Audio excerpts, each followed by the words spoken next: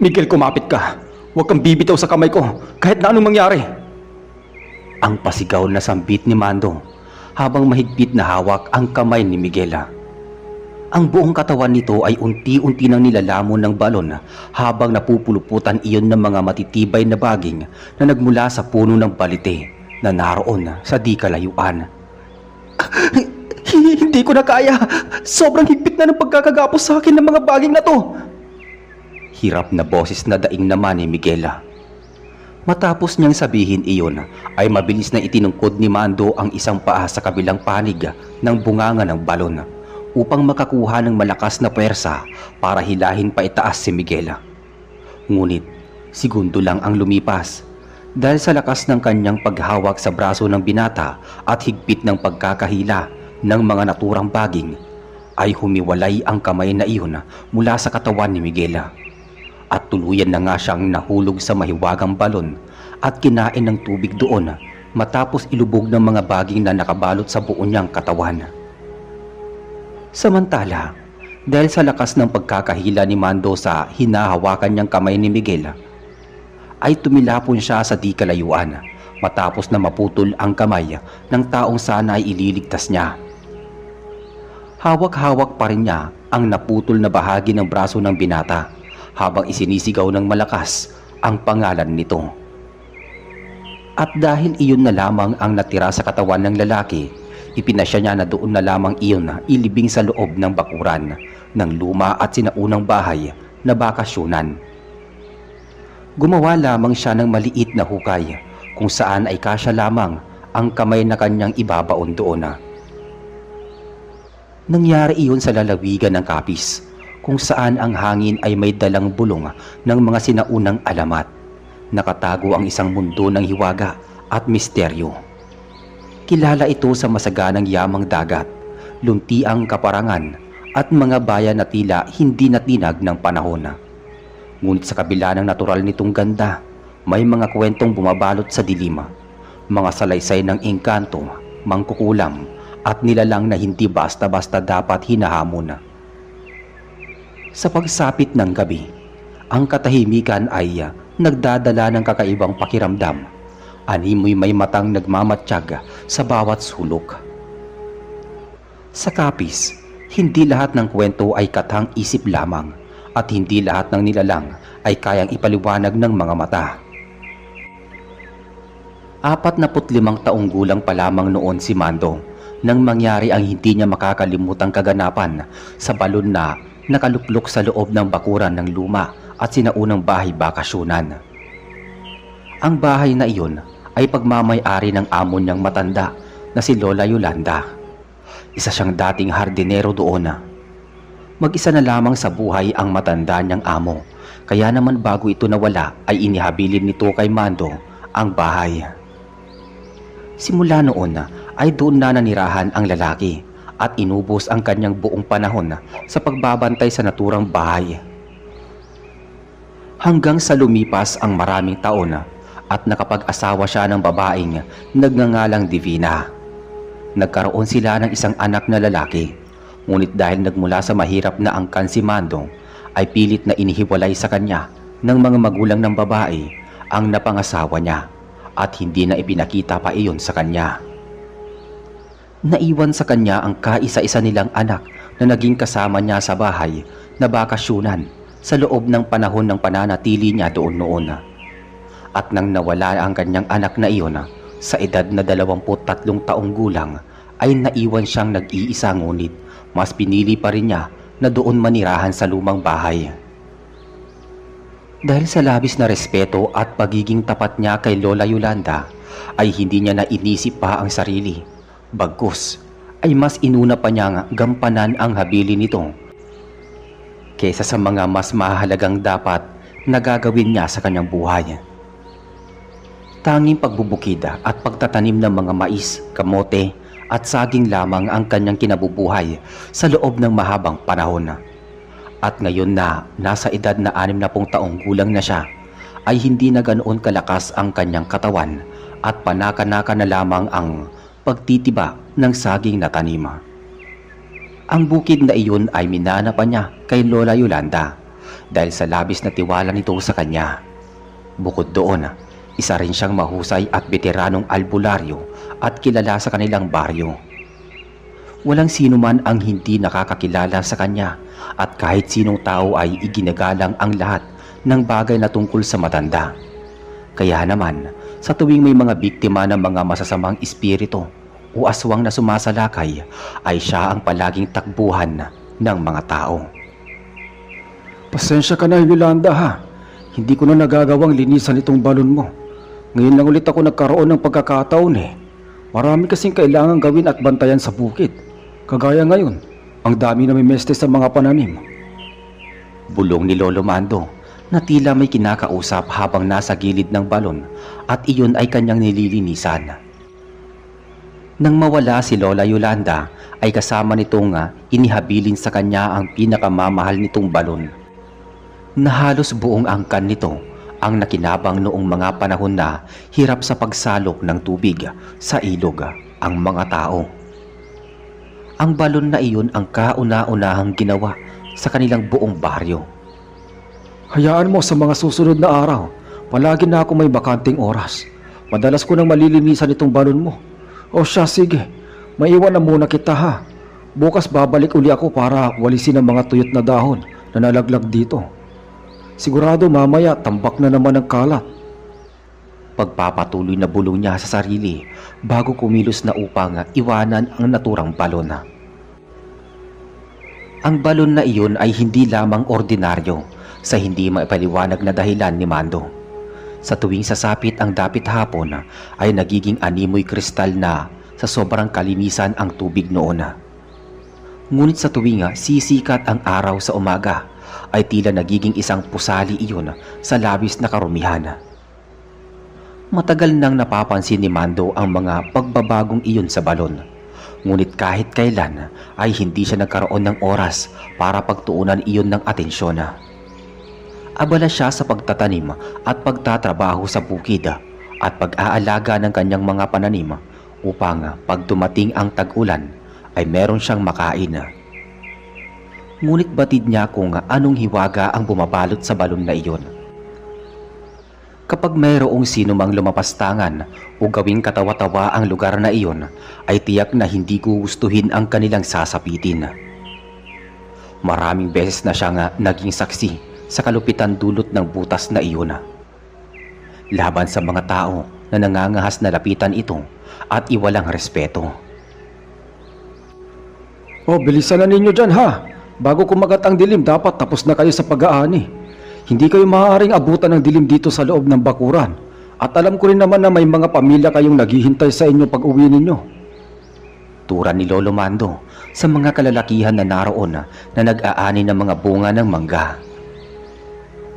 Taon-taon tuwing buwan ng Abril ay binubuksan niya ang kabuuan ng bakuran upang magpaani ng mga yon. Sa laki ng bakuran ay kulang-kulang sa 10 puno ang naroroon at halos sabay-sabay ito kung magbunga. Kaya naman kumukuha siya ng mga taga-ani at dinadala iyon sa karatig lugar upang kanyang pagkakitaan. Bukod sa bukid na kanyang sinasaka ay isa rin ang mga puno na iyon na mga naiwan sa kanya ni Lola Yolanda bilang nagsisilbing kabuhayan niya. Ngunit bagamat bukas ang kabuuan ng bulwagan sa tuwing mangyayari ang pag-aani, ay nananatiling ipinagbabawal niya ang pagtungo sa likurang bahagi na iyon kung saan ay naroon ang nakalagak na mahiwagang balon. Opo Lolo Mando, sandali na lang po ito. Huling puno na ho itong kinukuhaan namin ng mga bunga. Tugon ng isang lalaki na si Gamaya. Wala pang isang oras ang lumipas ay tuluyan nang natapos ang pag-aani ng mga bunga at nagkaabutan na rin sila ng napagkasundo ang bayad para doon. Masaya at magalang naman na nagpaalam ang mga lalaki kay Lolo Mando bago tuluyang umalis ang mga yon. Ganoon ang naging buhay ni Lolo Mando habang naroon siya sa lumang mansyon ni Lola Yolanda. May mga ilan na nagmumungkahi na ibenta na lamang daw niya ang naturang bahay nang sa ganon ay pagkakitaan pa niya iyon at total naman ay wala naman daw siyang pamamanahan nito. Ngunit ayon sa kanya, hindi niya pag-aari ang naturang lupa at bahay At bilang respeto na lamang sa may-ari na si Lola Yolanda ay ayaw niyang gumawa ng sarili niyang hakbang. Sapat na sa kanya ang kinikita sa pag-aani ng mga mangga, 1 beses sa 1 taon, at ang bukid na naiwan sa kanya ng matandang amo noon. Kaya naman, nananatili na lamang siya sa ganoong pang-araw-araw na buhay. Naisip niya kung sakaling dumating man ang araw na mawala na rin siya, ay hahayaan na lamang niyang mabulok ang naturang bahay, o kaya naman ay baka magkaroon pa ng interes ang isa sa mga kapatid ni Lola Yolanda at kunin iyon kahit ang mga ito ay pawang nasa iba't ibang bansa na at doon na naninirahan. Makalipas ang 1 taon, buwan ng Abril, at muling panahon ng pag-aani ng bunga ng mangga. Isang lalaki na nasa edad 37 taong gulang ang kasama ng iba pang kalalakihan na naroon upang manguha ng mga bunga. "Psst, tatang, baka pwedeng makahingi ng mangga. Libre mo na sa akin yung iba. Ang dami-dami naman yan eh." Padaskol na wika ng lalaki na nagngangalang Aris. Sa akin naman ay walang problema, Aris. Pero wag masyadong marami ha. Kumuha ka lang ng kaya mong ubusin. Mahinahon na tugon ni Lolo Mando sa lalaki. "Ang damot mo naman. Hindi pa nga nakakakuha eh. Saka sino ba ang nagsabi sa'yo na ako ang kakain? Siyempre dadalhin ko yung mga tropa ko dito. Aba, masarap yatang pulutan to." Nangiinsultong tugon naman ni Aris. Hindi naman sa ipinagdadamot ko ang mga bunga na yan, Aris. Ang sa akin lang baka masayang lang din kung hindi makain lahat ng maayos. Muling tugon ni Lolo Mando na tila nakikiusap na boses. "Huwag ka na nga marami sinasabi dyan. Ang dami mo pang satsat eh. Hindi rin naman sa'yo tong mga puno na to." Nang aasar na sambit pa ni Aris. Matapos iyon sabihin ay hindi na lamang kumibo si Lolo Mando, sa halip ay napapailing na lamang na hinabol na lamang niya ng tingin ang lalaki habang mabilis itong kumukuha ng mga mangga at inilalagay sa dala nitong supot. Nang hindi pa makontento si Aris ay kumain pa siya ng ilang piraso ng mga hinog na bunga at ang mga balat nun ay ipinagbabato niya sa bawat bahagi ng bakuran. Tinamaan pa ang isa sa mga kasamahan niyang nangunguha rin ng mga bunga ng mangga. Ngunit siya pa ang nagalit nang sitahin siya nito. "Iho, abay itapon mo naman sa tamang tapunan ng mga kalat mo. Ang hirap-hirap maglinis ng malawak na bakuran na ito." Saway sa kanya ni Lolo Mando. Ngunit sa halip na makinig ay lalo lamang niyang ikinalat ang mga iyon at pinagsisipapa ang iba. At ang mga buto ng pinag-ubusan ng mangga ay ibinabato niya kahit hindi alam kung saan iyon mapupunta o babagsak. Nang makita ni Lolo Mando na ang ilan sa mga buto na iyon ay napunta sa naturang balon, ay hindi niya na napigilan pang mainis. Ikaw ba talaga tao ka hindi ka marunong makaintindi sa simpleng salita lang? Kanina pa kita sinasabihan na huwag masyadong magkalat dahil hindi ganun kadali maglinis dito. Ang naiinis na sagot ni Lolo Mando. Matatawa-tawa naman ng malakas ang lalaki bago ito nang iinis na nagsalita. "Sa itsura ng lugar na to, naglilinis ka pa pala niyan. Mukhang haunted house na nga tong bahay mo eh. Tingnan mo, yung mga paligid parang liblib na lugar. Parang tirahan ng mga maligno." Nang uuyam na sagot nito. "Kung tapos ka na sa mga tokang trabaho sa'yo, maaari ka nang makaalis. Heto ang bayad ko sa'yo. Sana ay hindi ka na sumama sa kanila sa susunod na anihan." Mahinang turan ng matanda habang iniaabot kay Aris ang bayad sa serbisyo niya. "Ang yabang mo naman, matanda ka. Parang manggalang, ang dami mo pang sinasabi dyan. Dyan ka na nga. At isa pa, talagang hindi na ako sasama dito sa susunod dahil magkakaroon na ako ng maayos na trabaho. Nagtsatsaga lang naman ako sa pag-aani eh. Kakarampot lang naman tong ibinabayad mo. Ipinagyayabang mo pa. Pagkaalis na nga at baka makalimutan ko pang matanda kang gurang ka na. Papatulan pa kita eh." Mahabang litanya ni Aris. Nang makaalis ang lalaki ay nilapitan si Lolo Mando ni Gamay at pinakalma ang kalooban ng matanda. Sinabi rin nito na hindi nila gusto ang ugali ng lalaking iyon, ngunit kinakailangan nilang isama dahil kusa iyong sumunod sa kanila. Sa kabilang banda, kinagabihan ay hindi makatulog si Aris. Hindi niya alam kung ano ang nararamdaman niya ng mga oras na yon. Ngunit hindi niya ito mapaliwanag. Kaya naman, napansin siya ng kanyang asawa at nagtatakang nagtanong iyon sa kanya.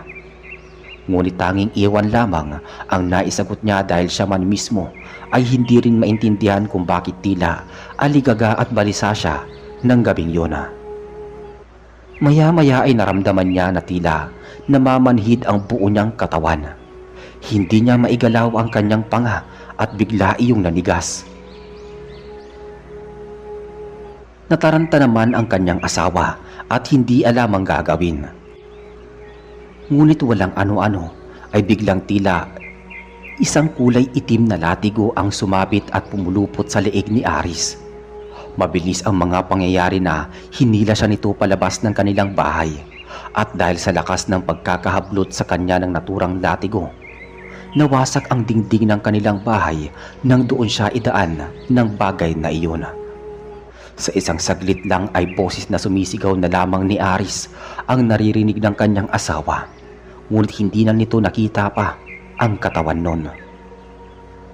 Tanging paghingi ng tulong at pagtangis ni Aris ang umaalingaw-ngaw sa madilim na tahimik na kapaligiran. Hintakot at walang paglagyan sa labis na pagkasindak ang kanyang asawa nang maiwan iyong mag-isa sa kanilang bahay habang nginig na nginig sa isang sulok at titig na titig sa nasirang dingding. Samantala, habang nag-aayos si Lolo Mando para matulog ng gabing yon, ay may tila narinig siyang pagtangis at mga daing ng isang tinig ng lalaki na hindi niya alam kung saan nagmumula. Nang tangkain niyang sumilip sa bintana, ay kitang-kita ng dalawa niyang mga mata si Aris, habang nakagapos ng mga baging ng puno ng balite at unti-unti iyong hinihila patungo sa mahiwagang balon. Ilang segundo lang ang lumipas ay isang malakas na sigaw at panaghoy ang bumasag sa nakabibinging katahimikan ng gabing iyon. At matapos masaksiyan ng matanda ang buong naganap, ay tila natutuwa siyang bumalik sa higaan habang sumisipol-sipol pa at umuusal na mga salitang, Kapahamakan ang naghihintay sa taong bingi sa payo at matigas ang ulo. Huling wika niya sa kanyang sarili. Maya-maya ay pinatay na niya ang maliit na ilaw na pinagmumulan ng malamlam na liwanag, kasabay ng pagpikit ng kanyang mga mata. Hindi man niya harap-harapan na nakita ang buong naganap, batid niya na si Aris ay napahamak dahil sa pagiging walang respeto nito sa buong bakuran kanina. Kaya naman nasagdak siya sa tiyak na kapahamakan na dulot ng engkanto sa loob ng mahiwagang balona. Sa kabilang banda ay maswerteng na destino sa malayong probinsya si Romeo para sa kanyang trabaho. At dahil hindi naman masyadong kalayuan ang pook na pinagdalahan sa kanya doon sa probinsya ng kanyang mga magulang, ay ipinasya niyang isama ang kanyang bunsong kapatid na si Anjo. Ayon sa kanya ay upang makapamasyal na rin sa bahay bakasyonan ng kanilang lola Yolanda. Alam na din naman nila na matagal nang patay ang matanda, at nang malaman ng kanilang mga magulang na plano nilang pagtungo doon, ay walang pagtutol ang mga iyon na pinayagan sila. Ayon pa nga sa mga ito, ay mas mainam iyon upang mayroong tumao sa lumang bahay, at sinabi rin ng kanilang mga magulang na doon na nga lang sila tumuloy sapagkat batid din ng mga ito na naroon pa rin ang matandang tagapangalaga ng bahay, walang iba kundi si Lolo Mando. Kaya naman kaagad na nabiyahe ang dalawa na magkapatid patungo sa kanilang probinsya sa Capiz. Teka kuya, kaninong bahay nga ulit yung tutuluyan natin doon sa probinsya? Interesadong tanong ni Anjo nang nasa biyahe na sila. Bahay yun ni Lola Yolanda. Malamang hindi mo siya naalala kasi nung nabubuhay pa siya sanggol ka pa lamang nun. Sila Limbert at Jinky ang nakaabot sa kanya. Tugon naman ni Romeo na ang tinutukoy ay ang dalawa pa nilang kapatid na pawang mga nasa ibang bansa na. Kung ganun, hindi ba patay na si Lola Yolanda? Sino ang magadatnan natin doon? Muling tanong niya sa kuya. Sana nandun pa si Mang Mando, at kung nandun man yun, hanggang ngayon, Sigurado ako matanda na yon. Kaya kapag nakita mo siya pagdating natin dun, huwag mong kalimutan magmano ha. Paalala naman ni Romeo sa bunsong kapatid. E paano kung wala na doon yung sinasabi mong Mang Mando? Saan tayo doon maninirahan? Dagdag na tanong pa ni Anjo na napakamot pa sa ulo. Madali na lang siguro yun. Wala kasi akong susi na lumang bahay na yun ni Lola Yolanda eh. Baka humanap na lang tayo ng pansamantalang mauupahan doon. Mabilis na sagot naman ni Romeo.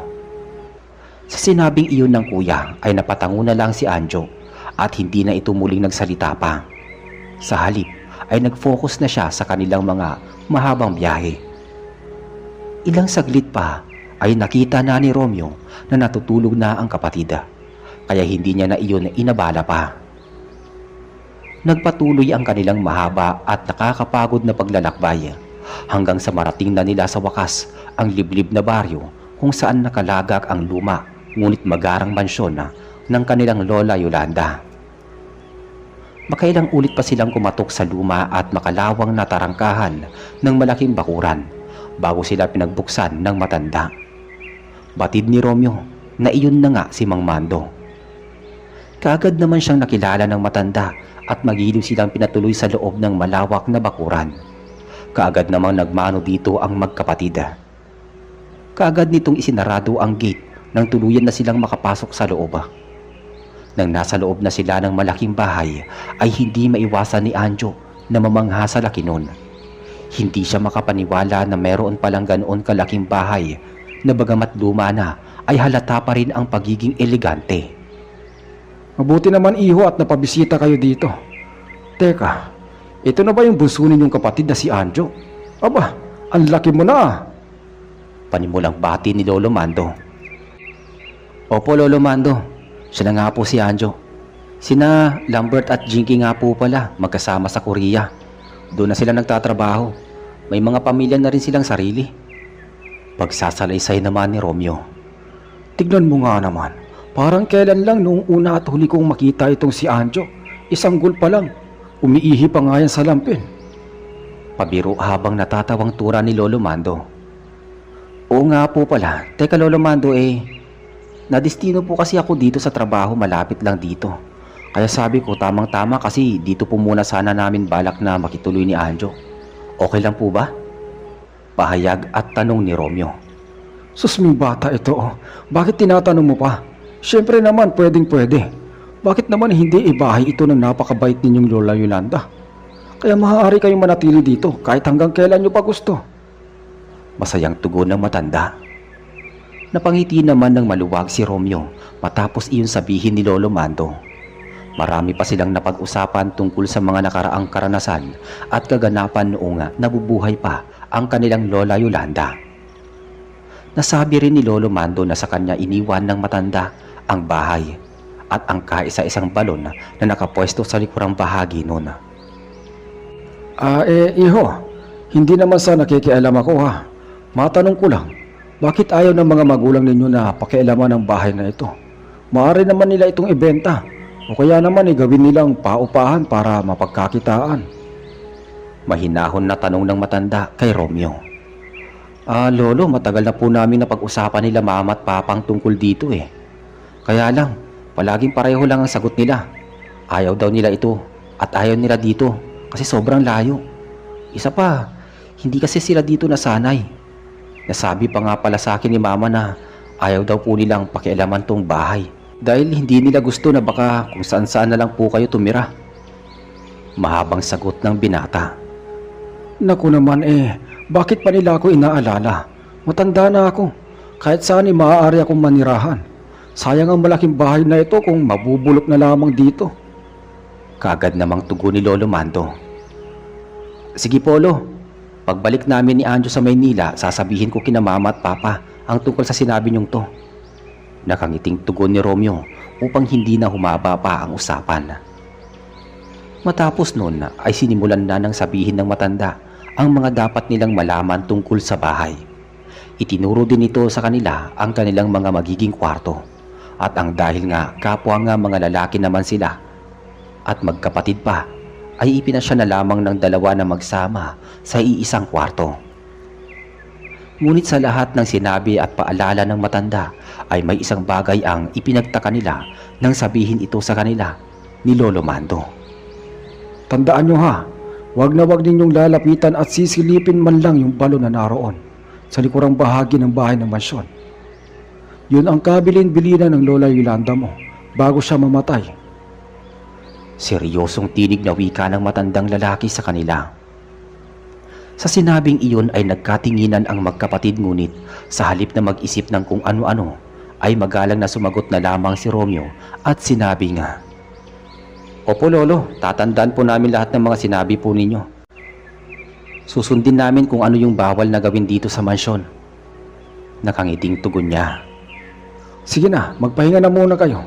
Kakatukin ko na lamang kayo sa inyong kwarto kapag nakahanda na ang ating hapunan. Pagtatapos ng matanda sa kanilang usapan. Iyon lamang ang huling sinabi nito bago sila iniwan ng matanda at nagtungo na iyon sa kanyang silid. Ang kwartong kinaroroonan ni Lolo Mando ay ang silid na naroon sa dulong bahagi ng unang palapag ng bahay. Samantalang ang kanila namang tulugan ay nasa ikalawang palapag ng mansyon. "Kuya, naisip ko lang, bakit kaya bawal nating lapitan o silipin man lang yung balon na sinasabi ni Lolo Mando? Ano kayang meron dun, no?" Usisa ni Anjo. "Hindi ko rin alam, Anjo eh. Basta ang mahalaga, sundin na lang natin si Lolo Mando kasi siya ang mas nakakaalam ng lahat ng tungkol dito sa mansyon ni Lola." Tugon ni Romeo. "Kapag matanda na talaga, ang daming alam. Hindi naman nila kayang ipaliwanag ng maayos kung bakit." Dismayadong wika ni Anjo. "Psst, uy, Anjo, huwag kang maingay dyan. Baka mamaya marinig ka ni Lolo Mando, nakakahiya. Ano ka ba?" Saway naman sa kanya ng kanyang kuya. "Itotoo naman kuya eh. Karamihan sa mga matatanda ang dami nilang alam na palihim. Kesyo bawal ang ganto, bawal ang ganyan. Pero kapag tinatanong mo naman sila kung bakit at paano naging bawal, hindi naman nila masagot yun ng tanong natin." Giit muli ni Anjo. Sa sinabing iyon ng bunsong kapatid ay wala na lamang naging tugon si Romeo. Sa halip ay napabuntong hininga na lamang siya habang napapailing. Sa isip niya, may punto rin naman si Anjo. Karamihan sa mga pamahiin ay walang malinaw na paliwanag. Pawang mga haka-haka lamang ang mga napapaloob doon at mga maling kuro-kuro. Nang ganap na ikapito ng gabi, habang kapwa-abala ang magkapatid sa pag-aayos ng kanilang mga gamit doon sa kanilang kwartong kanilang tutulugan, ay narinig nila ang mga katok at pagtawag sa kanilang pangalan ni Lolo Mando. Inalok na sila nito na kumain ng hapunan, kaya naman dali-dali na silang lumabas sapagkat nakakaramdam na rin sila ng matinding gutom.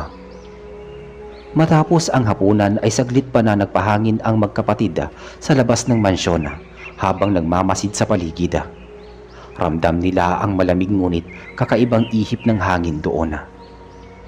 Sa di kalayuan ay tanaw nila ang kadiliman na halos bumulag sa paningin ng bawat isa. Habang si Anjo naman ay nagsindi ng sigarilyo at hinit-hit buga iyon na tila ba may malalim na iniisip. At si Lolo Mando naman ay naging abala sa pag-aayos ng mga basurang naipon sa mansyon ng ilang araw. Maya-maya ay sinita ni Romeo ang kanyang bunsong kapatid. "Oh, bakit parang ang lalim yata ng iniisip mo, bunso?" Tanong niya dito. "Naiisip ko lang kuya, paano kapag nasa trabaho ka? Sinong kasama ko dito? Nakakabagot. Hindi walang internet dito. Paano ako makakapanood ng kahit na mga anong pelikula man lang?" Tanong niya sa kuya na may halong pagkairita. "Ay naku Anjo, nasanay ka kasi sa ganong gawain, kaya hirap kang mag-adjust sa ganitong lugar. Kayong mga kabataan talaga ngayon. Walang inatupag kundi mga gadgets na yan." May pangangaral na tugon naman niya. "Kuya naman, siguro masasanay din ako sa katagalan, pero hindi pa sa ngayon. Isa pa, wala naman akong kakilala dito para man lang may maimbitahan ako na pumunta dito sa bahay." Muli sagot ni Anjo. "Anjo bunso, malawak ang lugar na to. Maraming mga magagandang tanawin sa labas. Subukan mo mag-explore. Hindi yung puro dito ka lang sa loob ng bahay na alam mo namang maraming libangan.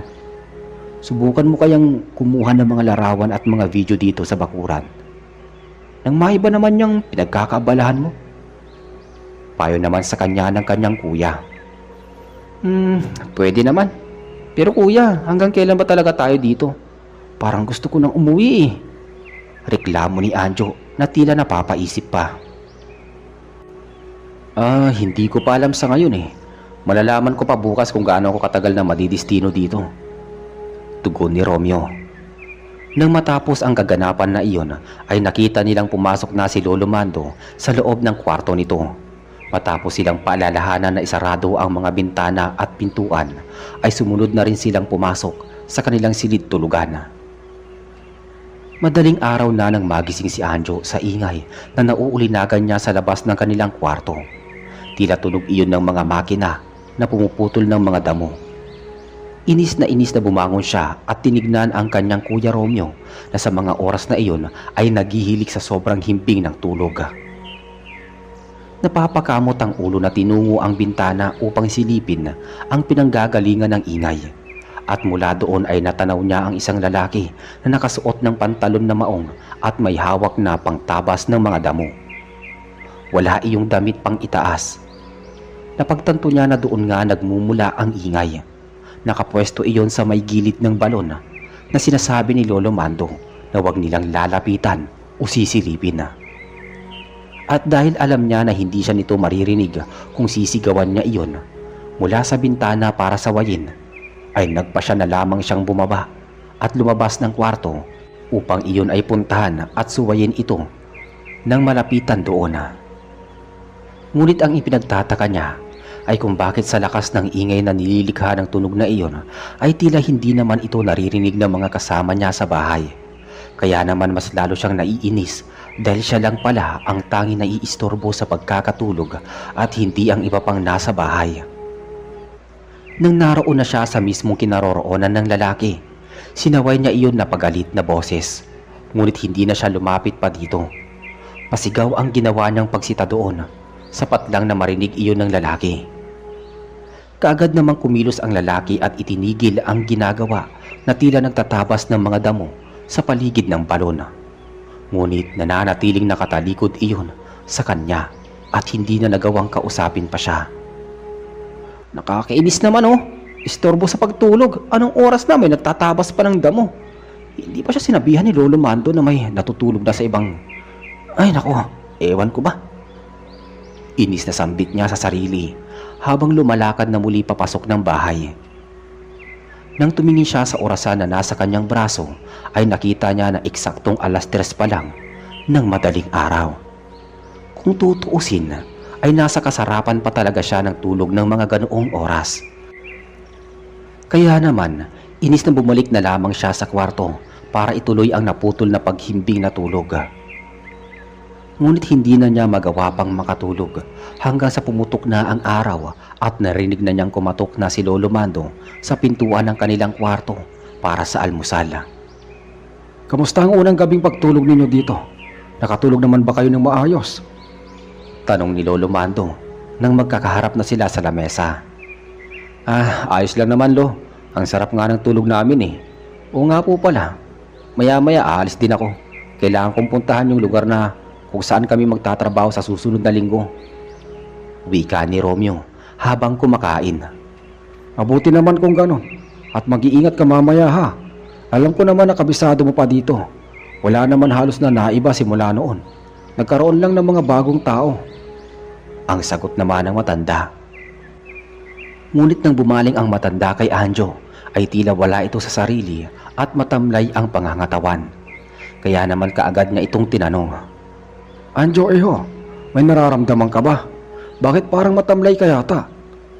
Nag-aalalang tanong ni Lolo Mando. Hindi lang po ako masyado nakatulog kagabi Lolo eh. Nagising kasi ako sa ingay ng makina nung patabas na damo. Lumabas pa nga ako kaninang madaling araw para sawayin yung lalaki doon sa likuran sa may tabi ng balon. Paglalahad ni Anjo. Sa sinabing iyon ay halos mabilaukan si Lolo Mando sa iniinom niyang kape. Kaagad niyang naitutok ang tingin kay Anjo. Nagulat naman ang binata nang malaman niya na wala namang narinig ang mga kasama niya sa bahay ng mga oras na yon. Katunayan ay mahimbing daw ang pagkakatulog nila kaya wala silang anumang naulinagan man lang. Po, Hindi nyo alam na may nagtatabas ng damo dito? Kung ganun, sino yung lalaki na sinaway ko kaninang madaling araw? Takang tanong ni Anjo. Napakibit balikat na lamang noon ang kanyang kuya dahil maging ito ay hindi rin naman alam ang nangyari. Baka yun si Lester. Yung palagi kong inuutusan na magtabas ng damo sa paligid ng balon upang panatilihing malinis yon. Utal na tugon ni Lolo Mando. Sa ganoong oras talaga, Lo? Pwede niyo po ba siyang pagsabihan na huwag namang magtabas ng damo sa madaling araw? Nakakaistorbo kasi sa natutulog eh. Iritableng wika ni Anjo. Pasimple namang sinipan ni Romeo ang paa ni Anjo sa ilalim ng lamesa bilang pagsaway dito. Ngunit nagsalita naman si Lolo Mando. Pasensya na iyo. Hindi pa kasi niya alam na may mga bakasyonista dito ngayon. Hindi ko pa kasi nasasabi eh. Hayaan mo, kakausapin ko siya. Hinging pa umanhin naman ni Lolo Mando. Maraming araw ang lumipas matapos ang tagpong yon. Ganun pa man, hindi pa rin maalis-alis sa isipan ni Anjo ang labis na kuryosidad sa naturang balon na ipinagbabawal ni Lolo Mando na lapitan at puntahan nila. Kaya naman isang gabi, habang natutulog na ang matanda at abala naman ang kanyang kuya Romeo sa inuwi nitong trabaho, ay nagpasya siyang lumabas upang magpahangin. Ngunit nang nasa bakuran na siya, ay tila ba may kung anong pwersa ang humahatak sa kanya upang puntahan ang mahiwagang balon. Nang naroon na siya ay kaagad niyang pinailaw ang kanyang cellphone at itinapat iyon sa bunganga ng balon. Nakita niya ang napakalinaw na tubig nun at may mga iba't ibang kulay ng isda na nagpapalangoy-langoy doon. Ito ba yung hindi namin dapat makita? Ang ganda-ganda naman pala. Teka, makasungkit nga ng isang isda. Wika niya sa sarili habang kumukuha ng mahabang pangsungkit sa isda. Nang makakuha ay kaagad niyang isinawsaw sa tubig ang kahoy at nang hindi niya mahuli ang isda dahil sa napupumiglas iyon ay inis na inihampas niya ang kahoy sa tubig. Matapos niyang gawin yun ay biglang nagbago ang kulay ng tubig doon. Dagli ay naging kulay itim iyon na tila ba nagmumula sa kanal na pusali. Nawala rin ang mga isda na kanina ay nagpapalutang-lutang doon. Kumalat din ang masangsang at malansang amoy sa buong paligid. Nang maamoy iyon ay kaagad na bumaliktad ang kanyang sikmura at nasuka siya sa labis na pandidiri. Nakita din niya ang kumpol ng mga malalaking uod na unti-unting gumagapang sa gilid ng balon pataas upang makalabas doon. Sa labis na pagkagulat ay napatras si Anjo at naapakan niya ang hapak na kahoy na kanina. Nawalan siya ng balanse at natumba sa lupa. Nabitawan niya ang kanyang telepono, kaya naman dahil madilim sa lugar ay nahirapan siyang muling makatayo. Maya-maya, naramdaman niya ang tila lubid na gumapos sa kanyang mga binti. Mahigpit iyon at mas lalo pang humihigpit sa pagdaan ng bawat segundo. Hindi niya na alam ang gagawin kung paano makakaalis sa lubid na tila nakagapos sa kanyang binti. Umakyat iyon patungo sa kanyang katawan hanggang sa maramdaman na niya sa kanyang mga braso. Mas lalo pang sumisikip ang pagkakapulupot noon sa kanya. Ilang segundo pa ay nasa leeg niya na ito at napagtanto niya na ang nakatali pala ay pawang mga matitibay na baging na hindi niya alam kung saan nagmumula. Tulong! Tulong! Ang daing na sigaw niya, ngunit kaunti na lang ang boses na lumalabas sa kanyang bibig dahil sa pagkakasakal ng baging sa kanyang leeg. Ilang segundo pa ang lumipas ay may naaninag siyang tila ilaw na nanggagaling sa flashlight. Narinig niya ang tinig ni Lolo Mando na sumisigaw ng malakas habang sinasabi ang salitang, "Tigilan mo siya, Oraynon! Ako ang harapin mo!" Sigaw ni Lolo Mando. Matapos iyon ay kaagad na umusal ng mga dasal at orasyon ang matanda. Agad na nabitawan ng naturang baging ang katawan ni Anjo at mabilis namang hinila ni Romeo ang katawan ng kanyang kapatid. Kasama pala ito ni Lolo Mando nang hanapin nila si Anjo dahil ilang oras na iyong nawawala mula nang sabihin na magpapahangin lamang. Ang tigas talaga ng kokote mo, Anjo. Hindi ba sinasabi ko na sa inyo na wag ninyong lalapitan ang balon na ito? Hindi ito isang ordinaryong balon lamang. Balon ito ng engkanto. Pagtatapat ni Lolo Mando matapos umusal ng mga orasyon. Ang akala nila ay tapos na ang kababalaghan dahil nakawala na ang binata sa matibay na baging na nagkukulong sa kanya kanina lamang. Ngunit laking gulat nila nang mula sa loob ng balon ay lumutang ang isang malaking nilalang na kulay itim ang buong katawan. May kulay berdeng mga mata, mahaba ang mga tenga na lampas sa kanyang ulo. Meron din iyong mga sungay at kulay kalawang ang matatalas na mga ngipin. Bitbit ang kulay itim na maliit na kahon ay mabilis na lumapit si Lolo Mando sa nilalang na iyon. Matapos silang habilinan na wag lalapit kahit ano ang mangyari. Maliksi ang kilos na kinuha ang laman ng nasa loob ng kahon na iyon bago galit na nagsalita at hinarap ang engkantong si Oraynona. Kinuha mo na si Yolanda. Hindi pa ba yun sapat sa'yo? Huwag mo nang idamay pa ang mga bata. Dahil kapag ginawa mo yon, mapipilitan akong wakasan ang buhay mo.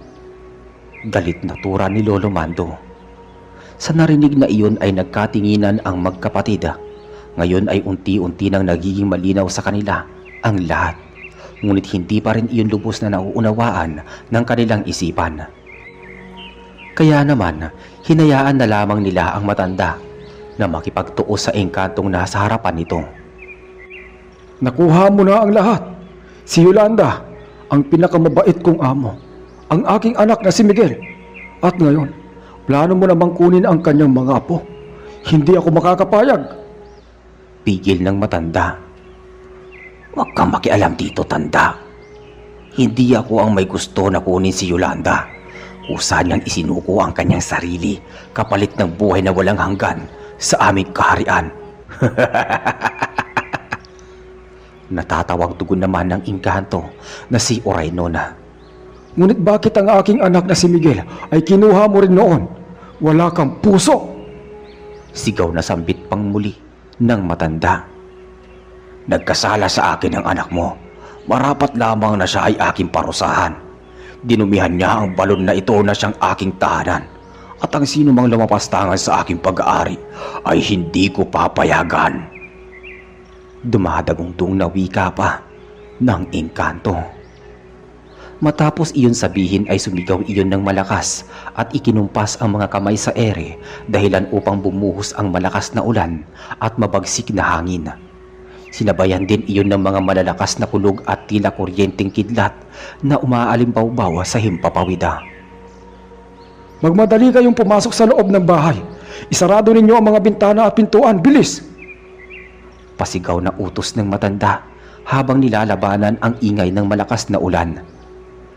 Pero paano kayo, Lolo?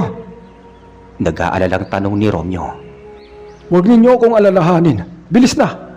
Iligtas ninyo ang inyong mga sarili. Kayang-kaya ko na to. Muling tugon ni Lolo Mando. Hindi ka namin pwedeng iwan, Lolo, dito. Sasamahan ka namin ni Kuya. Haharapin natin ang nilalang na yan. Matigas na wika naman ni Anjo. Ngunit matapos iyon sabihin ng binata ay hindi nila napansin ang mabilis na pagkakagapos sa kanila ng mga baging na nagmumula sa katawan ni Oraynona. Habang malalakas itong tumatawa ay binuhat niya paitaas ang dalawang magkapatid sa pamamagitan ng baging upang ipalutang-lutang ang mga iyon sa ere. Nang makita iyon ni Lolo Mando ay mabilis ang kanyang bawat pagkilos.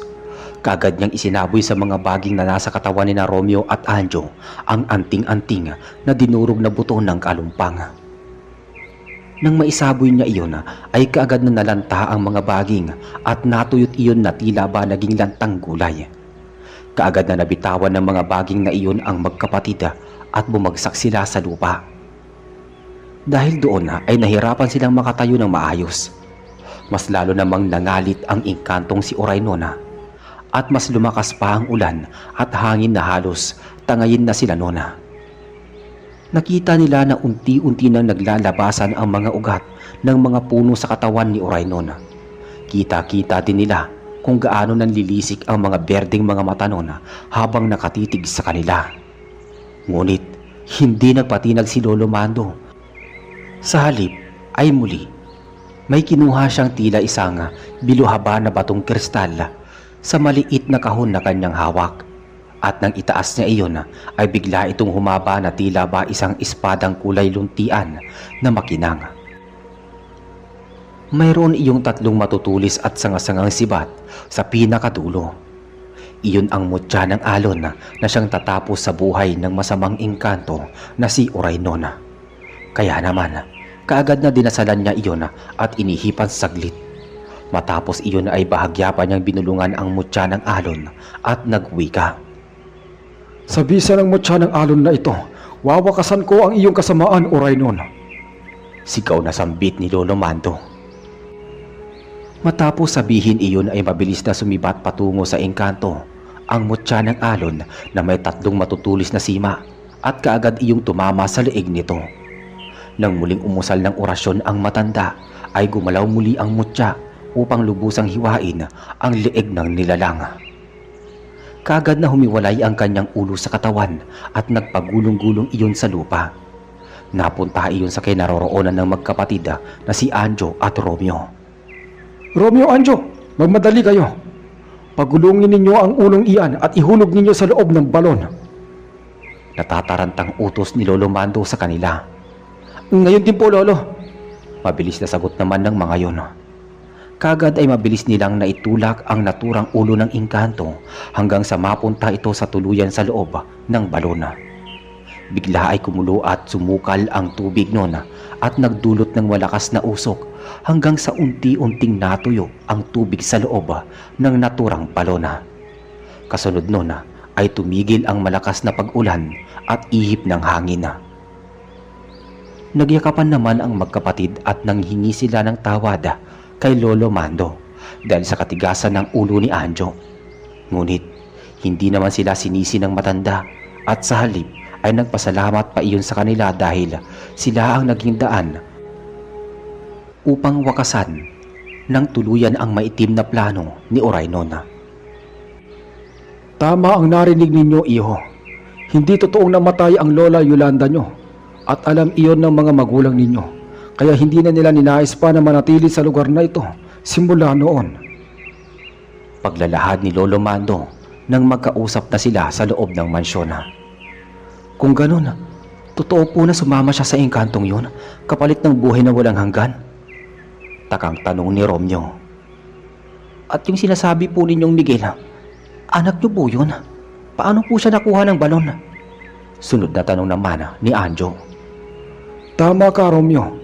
Kusang sumama ang inyong lola kay Oraynon sa kanilang kaharian. At kung totoo man na nakamit niya ang buhay na walang hanggan, siya lamang ang tanging nakakaalam nun.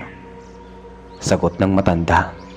Bago nito sagutin ang tanong ni Anjo, ay nagpakawala muna iyon ng isang malalim na buntong hininga at nagwika. 23 taong gulang pa lamang noon ang anak ko na si Miguel. Siya ang naging kasama at katuwang ko sa mga gawain dito noon, nang ako ay hardinero pa. At dahil sa taglay niyang galing, siya ang inatasan kong tagalinis ng balon ni Yolanda. Mahal na mahal at iniingatan ng inyong lola ang balon na yan, sapagkat napakalaking tulong ng naiambag niyan sa mga tao dito noong mga panahon ng tagtuyot. Tanging ang balon lamang na iyan ang hindi nauubusan ng tubig ni minsan noon.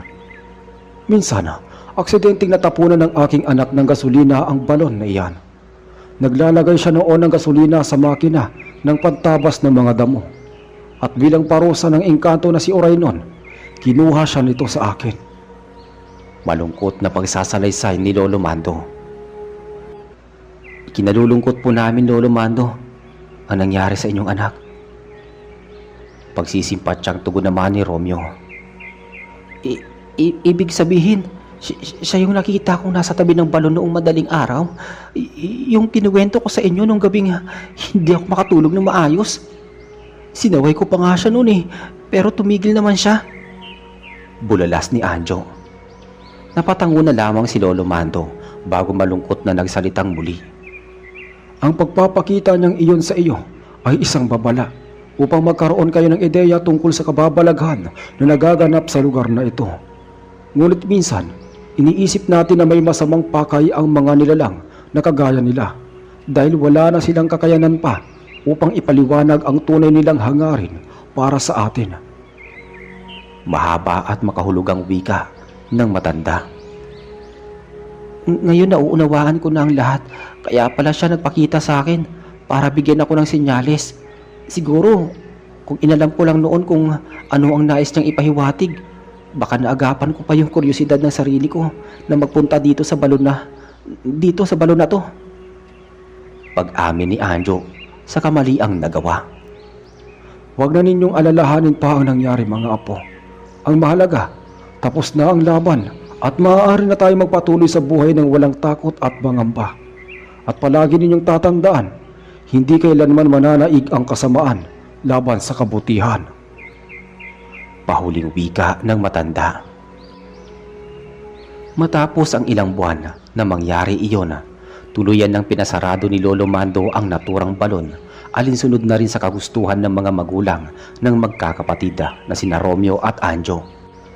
Ipinasimento nila iyon at tinabunan. At mula noon natigil na ang paglaganap at paghahasik ng lagim ni Oraynon na isang engkanto sa balona.